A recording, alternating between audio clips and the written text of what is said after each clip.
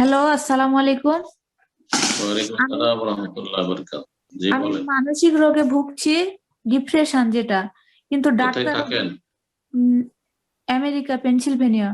হুম, আল্লাহ হেফাজত করুক। দোয়া করেন। আমি জি। ডাক্তারের কাছে গিয়েছি, ঔষধ দিছে কিন্তু ঔষধে কাজ হয় না। তো এখন আমি কি করতে পারি, কি আমল করতে পারি বা কি করব এর জন্য? সকাল সন্ধ্যার জিকির আজকারগুলি করেন নিয়মিত। তারপরে আপনার ঘুমাবার আগের জিকির আজকার করেন। সূরা বাকারা বাসাতে বেশি বেশি তেলাওয়াত করেন। আর জিন শয়তানের অনিষ্ট থেকে আল্লাহর কাছে আশ্রয় কামনা করেন। আল্লাহর কাছে দোয়া করেন, তাহাজ্জুদ পড়ে দোয়া করেন, সেজদায় লম্বা সেজদা দিয়ে আল্লাহর কাছে দোয়া করেন, কান্নাকাটি করেন। দোয়ার মাধ্যমে আল্লাহ উদউনি আস্তাজিব লাকুম, দোয়া করো আমি তোমাদের ডাকে সাড়া দেবো, দোয়া কবুল করবো। আল্লাহ ওয়াদা করেছেন, একদিনে না হয় বারবার দোয়া করেন আল্লাহ রাব্বুল আলামিনের কাছে। জমজম পানির ব্যবস্থা থাকলে জমজম পানি পান করেন। আপনি মধু খাঁটি মধু পান করেন।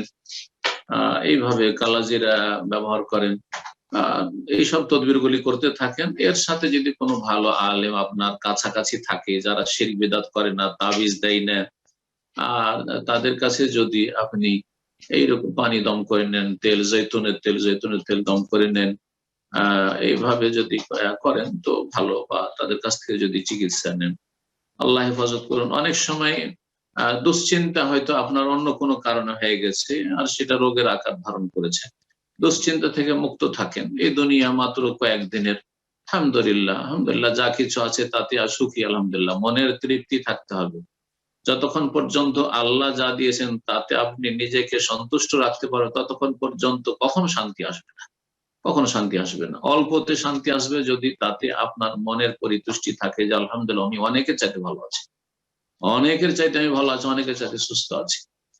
এইভাবে আল্লাহকে ধরেন, আল্লাহ রাব্বুল আলামিন বালা মুসিবত দূর করে দেবেন। এবং আল্লাহ রাব্বুল আলামিন ইন্না মাল উসরি ইউসরা, কঠিনের পরে আল্লাহ সহজ করে দেবেন। দোয়া করি আল্লাহ যেন আপনাকে পূর্ণ শিফা দান করেন এবং প্রতিটি মুমিন মুমিনা যে যেখানে আছেন ভালো মানুষ, আল্লাহ তাদেরকে যেন ভালো